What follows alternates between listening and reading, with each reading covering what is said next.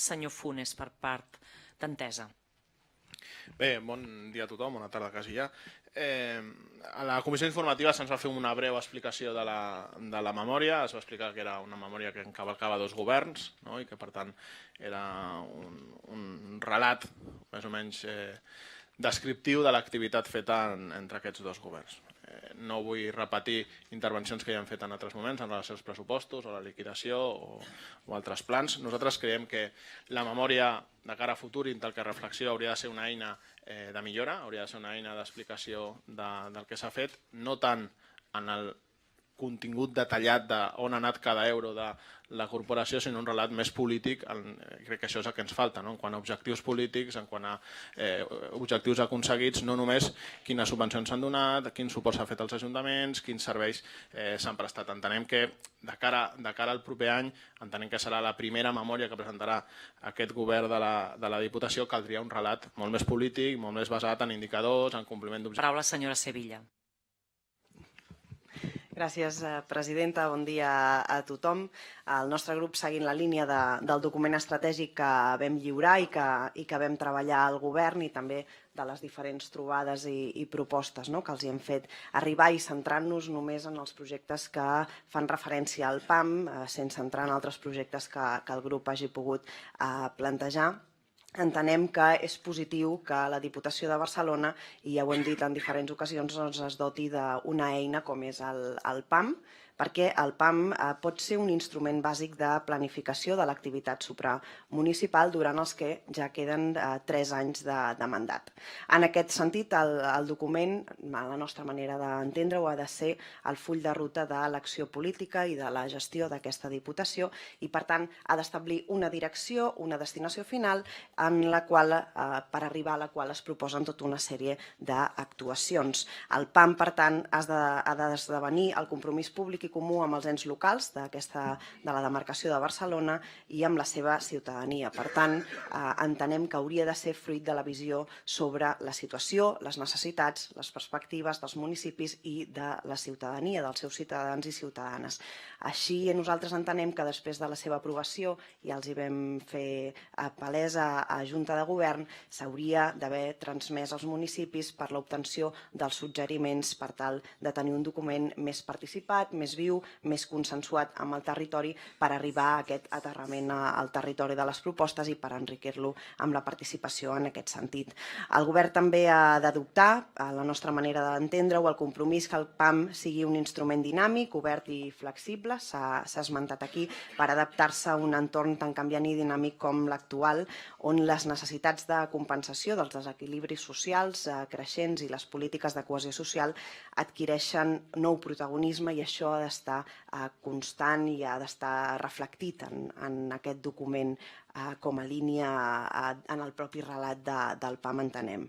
Des d'un punt de vista de coherència metodològica, nosaltres considerem que no hi ha una relació entre els projectes estratègics que es defineixen en el marc estratègic i les línies d'actuació concreta. També els hi hem fet arribar esmenes en aquest sentit. No s'entén en el document quines línies estan pensades en el marc de quins projectes estratègics.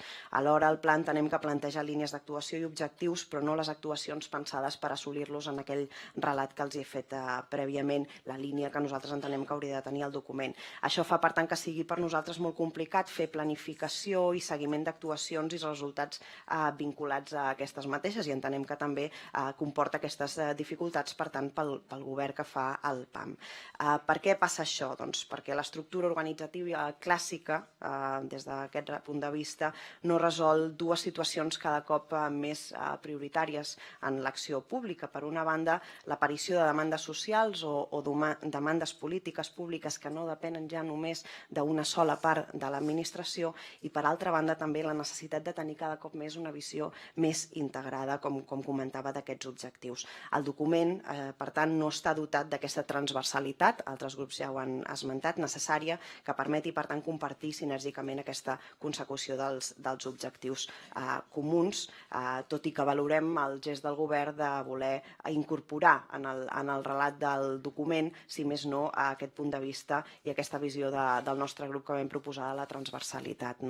Pel que fa al contingut concret del PAM, El document presentat sembla situar-se tant pel que fa als objectius com als projectes del govern en una lògica superadora de la crisi econòmica, una lògica que nosaltres no podem compartir. No? Per què? Perquè des de la nostra perspectiva continuem patint, com altres grups han comentat, un context de crisi flagrant i conseqüentment afirmem que per tant la cohesió social i la convivència actualment estan en risc i fan més evident que mai aquests desequilibris que proposa el mal funcionament del sistema econòmic. Per això és tan necessari reforçar i mantenir els serveis públics i les mesures de protecció social que permeten lluitar contra aquestes conseqüències, i això ha de ser un leitmotiv, això ha de ser un objectiu que es desprengui de tot el relat del propi PAM a la nostra manera d'entendre-ho.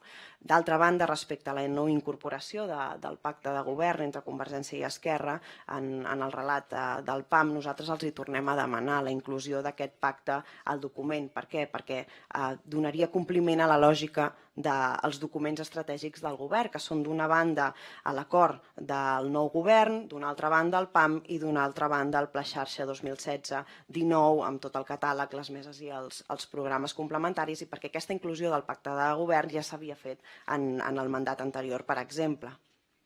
Anant en concret a la reflexió de les relacions i de propostes que s'han acceptat i no per part del nostre grup, el grup de l'Entesa vol valorar positivament que el govern hagi tingut en compte 4 aportacions que per nosaltres són clau.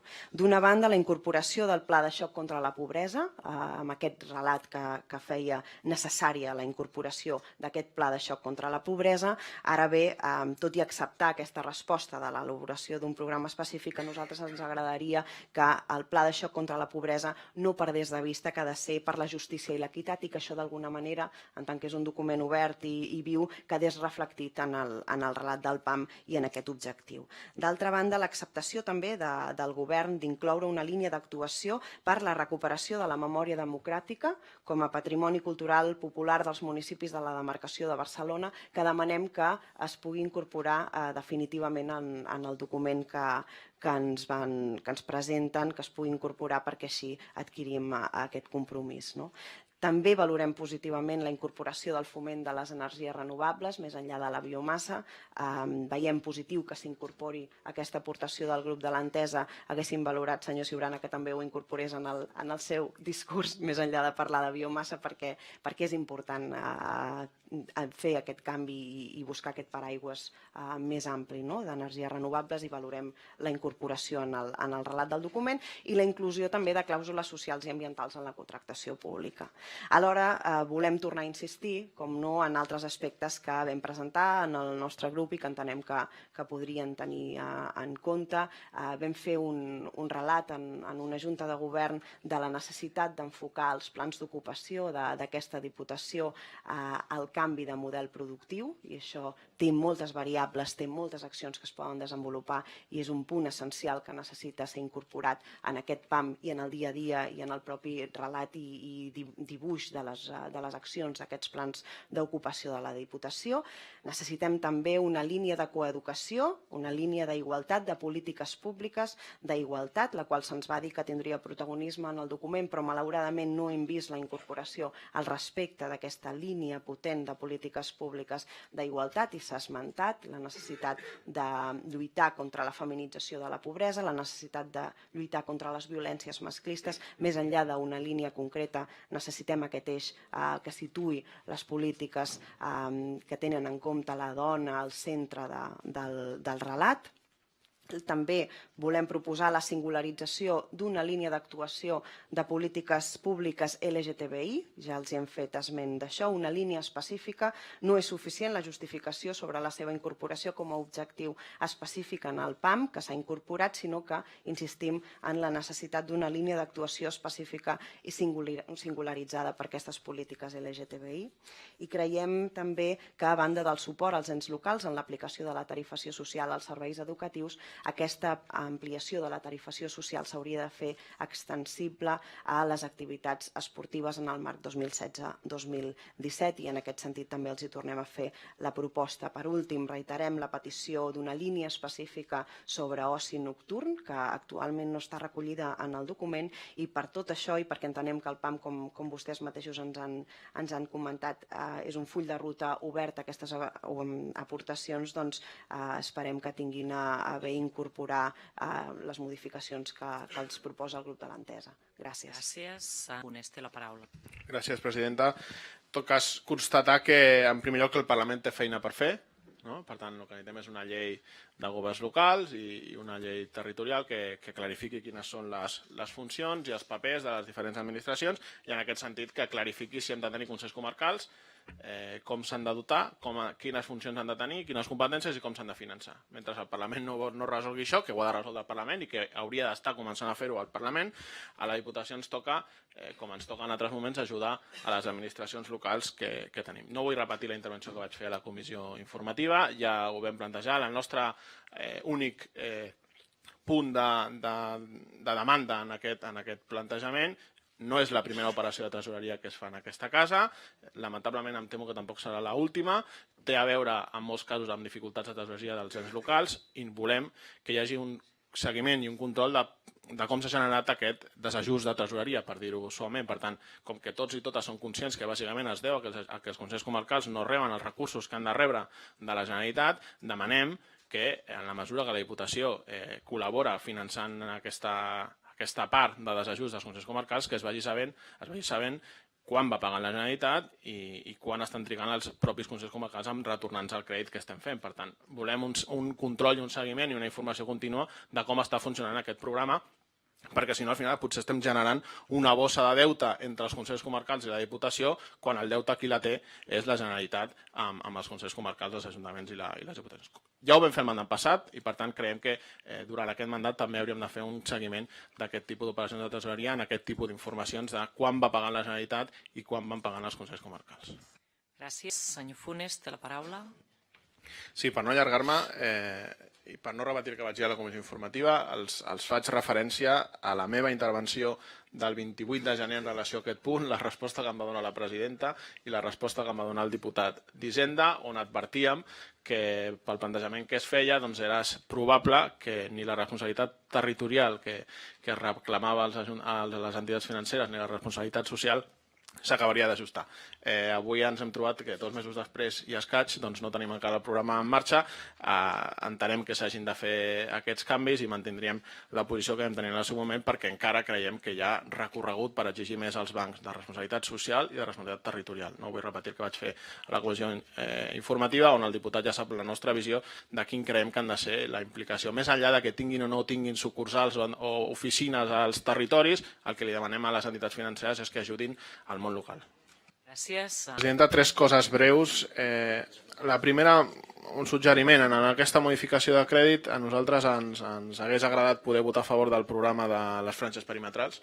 Estem d'acord i per tant creiem que ens hagués agradat votar a favor. No votarem a favor perquè queden barrejats amb altres qüestions. Per tant, si poguéssim fer modificacions de crèdit on quedés separar les coses de subvencions de les coses que tenen a veure amb actuacions d'aquest tipus, creiem que ens hagués afavorit que haguéssim pogut votar a favor. I no votarem a favor per 2 coses. Una que la demanem ara, la vam demanar a la comissió informativa, que és volem major explicació d'aquest canvi de partida del mateix import, però un canvi de partida d'una cosa que estava a turisme i ha passat a publicitat i propaganda. Agrairíem una explicació política de per què es fa això. I l'altra qüestió és perquè, tornem a insistir, en via modificació de crèdit es fan diferents subvencions, però és bastant recurrent subvencions que tenen a veure amb el món de l'esport privat i amb el món de la comunicació privada. I com que encara no tenim clar quina és l'estratègia de la Diputació en relació a les subvencions al món de l'esport i al món de la comunicació privada, no hi donaríem suport. Gràcies. Funes té la paraula. Sí, per no allargar-nos, bàsicament el que evidentment estàvem d'acord perquè enteníem que la comissió informativa se'ns explicar que hi havia un acord amb els treballadors i les treballadores. En tot cas, agrairíem una explicació per part del responsable de per què aquesta distància de no equiparació en relació amb la resta de treballadors de la pròpia casa. Gràcies. Gràcies al diputat García Cañas. Per part d'Entesa, senyor Funes, té la paraula. Sí, nosaltres considerem que és un tema adient i creiem que és una molt bona proposta que es fa a la corporació. Nosaltres hem defensat aquí i en altres espais la gestió directa dels serveis. De fet, crec que amb la presentació que ha fet el portaveu de la CUP ha situat encara millor de què estem parlant. Estem parlant de multitud de serveis que presten els ajuntaments majoritàriament de forma indirecta i que nosaltres creiem que en la mesura de les possibilitats els ajuntaments haurien d'intentar prestar-ho de forma directa i per tant aquesta corporació el que ha de fer és ajudar aquells ajuntaments que prenguin la decisió política de remunicipalitzar. No seria el concepte, sinó de recuperar la gestió directa d'alguns d'aquests serveis. En podríem parlar a estona, a la moció que vam aprovar fa uns mesos sobre l'aigua ja en parlàvem del tema de l'aigua, però en temes de serveis esportius també hem desenvolupat propostes, fins i tot qüestions vinculades a la recollida selectiva, a la neteja viària, etc. Ajuntaments amb governs d'iniciativa estem participant i de l'Entesa estem participant en la seva recuperació. N'hem parlat moltes vegades quan parlàvem d'escoles bressol, que apostem per la gestió directa de les escoles bressol i d'alguns altres serveis socials. Per tant, estem d'acord en el plantejament. Creiem que la col·laboració público-privada, com s'ha entès fins ara, no és l'externalització. Ha d'haver un altre espai de col·laboració público-privada que té molt més a veure amb la vessant comunitària i amb la voluntat que aquests beneficis empresarials que es produeixen amb aquestes externalitzacions, amb aquestes gestions indirectes, permetin una millor prestació de servei, per tant, una millora del bé comú, que al final són els serveis públics. Per tant, entenem que això permetria un major control dels serveis municipals, que ajudaria en general als ajuntaments. Evidentment, sempre hi ha situacions i casuístiques diferents, per tant, el que demanem a la Diputació és que aquells ajuntaments que puguin optar per aquesta opció, que se li doni el suport tècnic i jurídic necessari per fer-ho. Per tant, hi votaríem a favor i la saludem positivament, aquesta moció. Gràcies. Per part d'Entesa té la paraula el senyor Asens. Sí, gràcies, presidenta. Nosaltres votarem a favor, bàsicament, per 5 motius. Primer, perquè es tracta d'un disbarat jurídic, i no ho diem només nosaltres, sinó que ho diuen les associacions de jutges, d'advocats i fins i tot 3 magistrats de la pròpia Audiència Nacional, que diuen que es tracta d'actuacions emparades per la llibertat d'expressió. La instrucció oberta, en veritat, és una causa general contra l'independentisme municipalista, i més quan utilitza conceptes de funest record pels lluitadors antifranquistes, conceptes, com deia el company Benet Salellas, tancats de sang. L'acusació de sedició precisament va ser el pretext amb el qual aquells que es van alçar amb armes van assassinar els republicans que van defensar la democràcia. En segon lloc, perquè opinar no pot ser delicte, no va de la qüestió d'independència sí o no, va de la defensa de la llibertat d'expressió. Tampoc posar a les urnes pot ser delicte. És un greu atac a la llibertat d'expressió i a l'ideologia, que, com hem dit, són pilars fonamentals d'un sistema democràtic. I no resulta estrany que el principal protagonista d'aquesta creuada judicial sigui precisament el mateix magistrat, expolicia, que va enviar a la presó els 2 titellaires, en un cas conegut. Per tant, estem davant d'una reincidència. Tercer punt, perquè no són fets aïllats. Més enllà de les resolucions d'aquest magistrat, que per cert té una querella per prevaricació per als fets dels titellaires, formen part d'una cultura de l'excepcionalitat que s'ha anat imposant de forma persistent al llarg dels últims anys. En primer lloc, i especialment a l'Audiència Nacional, un òrgan judicial clarament conservador i vinculat estretament al poder polític. I en segon lloc, a la Fiscalia, que obeeix mansament de forma servil a les ordres del govern del Partit Popular. Un exemple d'això, en el camp del dret a decidir, és la fulminant destitució del fiscal en cap de Catalunya, el senyor Rodríguez Sol, per dir que el que pensava el 80% dels ciutadans d'aquest país era legítim, era una aspiració política legítima. Per expressar la seva opinió va ser cessat en el seu càrrec, com tots vostès saben. Quart punt, perquè és un atac a l'autonomia municipal. Té sentit que estiguem votant avui això. No és el vot de la impunitat, com deia el portaveu del Partit Popular. És el vot de la responsabilitat. La Diputació ha de sortir en defensa del món local, de la seva sobirania i la seva llibertat. I en cinquè punt, perquè no podem quedar-nos de braços creuats. No estem només davant d'un atac a l'independentisme ideològic, sinó tots aquells que creuen fermament en la democràcia i s'ha d'estar al costat de les víctimes de la injustícia encara que no s'estigui d'acord amb les seves idees. I amb això volem assenyalar el doble raser que molts cops es produeix per alguns partits. Per exemple, en el cas de Convergència i Unió, nosaltres portem anys criticant altres instàncies del Poder Judicial, com l'Audiència Nacional, que s'ha construït sobre els ciments del franquisme, però en canvi vostès no han tingut cap dubte en mirar a una altra banda quan els perseguits eren nosaltres, o fins i tot anar de la mà de manos límpies per portar davant dels tribunals de Madrid defensant que el Parlament de Catalunya era un òrgan de la nació espanyola en contra del criteri dels magistrats de l'Audiència Nacional, per persones que van alçar els braços i van cridar només consignes. Però nosaltres no som rancorosos.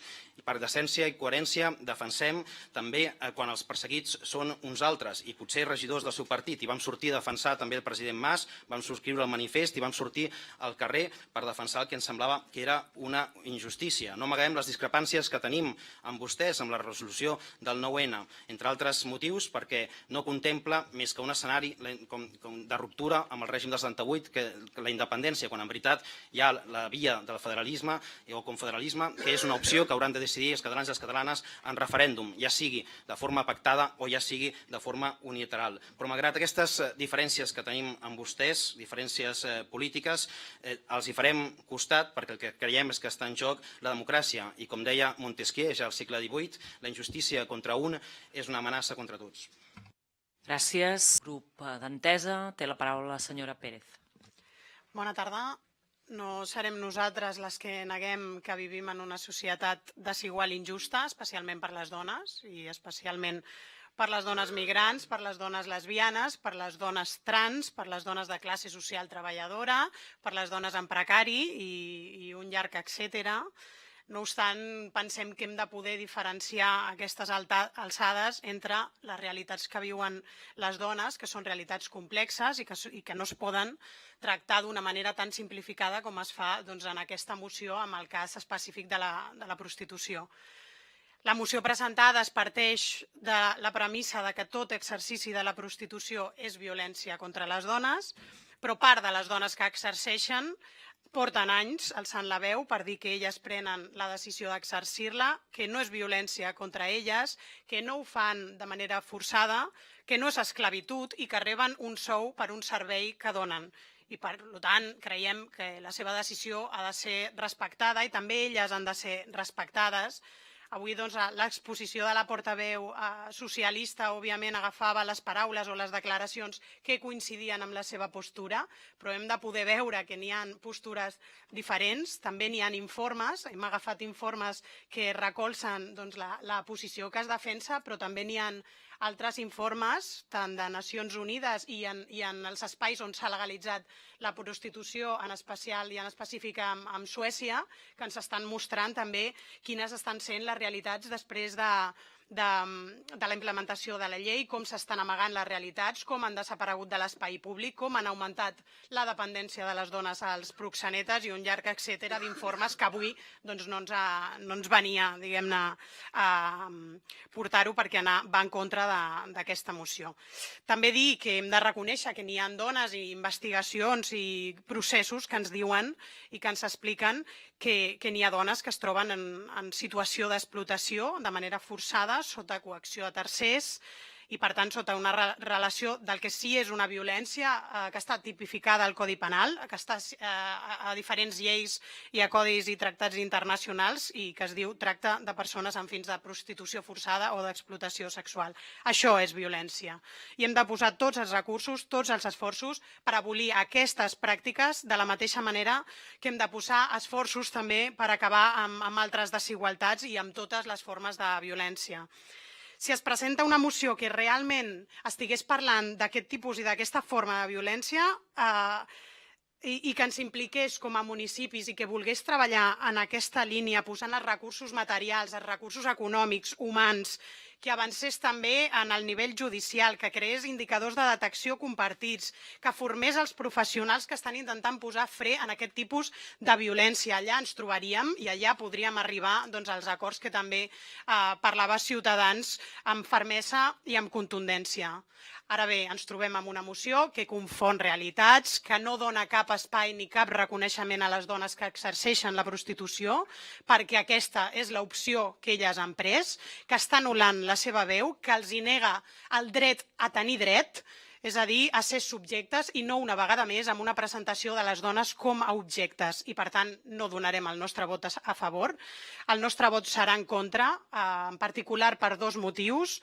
En primer lloc, si realment es volgués atacar, com deia, la tracta de dones amb fins d'explotació sexual, si estiguessin posant el focus en aquest fenomen, que és una de les més greus vulneracions dels drets humans, per què no estem donant en aquesta moció propostes clares a les que sumar-se, a les que treballar, a les que coordinar i fer de manera coordinada agents socials, judicials, de seguretat institucional? Doncs aquest no és el motiu de la declaració i, per tant, no la recolzem. I, en segon lloc, el nostre vot és negatiu perquè creiem que qualsevol política sobre la prostitució no es pot fer d'esquenes i sense comptar amb la veu de les dones que l'exerceixen des de la comoditat d'aquest seient, amb l'estatut de les facilitats que tenim, de la respectabilitat del nostre lloc, des de la llunyania, des del prejudici, des de l'absolut desconeixement i la negació de drets.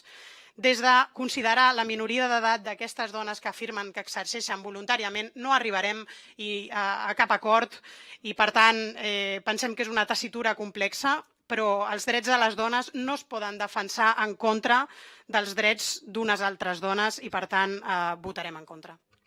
Gràcies. Per part d'Esquerra Republicana, el senyor Funes, però em comenten que es retira l'esmena. Per tant, sí, queda retirada, doncs té la paraula. Sí, gràcies, presidenta. De fet, la lectura dels acords ja és una autoesmena, amb la voluntat d'aconseguir consens amb la resta de grups. És una moció que neix d'una proposta que ens fa Comissions Obreres de la Diputació de portar aquest tema a debat al plenari. A partir d'aquí el nostre grup, conjuntament amb el grup socialista, vam fer aquesta proposta de text, de buscar una proposta que ajudés bàsicament a incrementar i millorar l'estabilitat de l'ocupació pública, anant a aquesta idea de superar aquestes limitacions per a la reposició i, per tant, anant a aconseguir tenir més capacitat per poder transformar aquelles places que avui estan ocupades de manera interina per funcionaris i funcionàries de carrera, per tant, per treballadors públics amb major estabilitat, i el que ve a dir la proposta que hem fet després d'escoltar el govern de la pròpia corporació és intentar donar major seguretat jurídica al que proposaven la part dispositiva, que és el que s'ha llegit. Jo crec que tots i totes som conscients que en aquests anys s'ha demostrat l'absurditat de determinades propostes i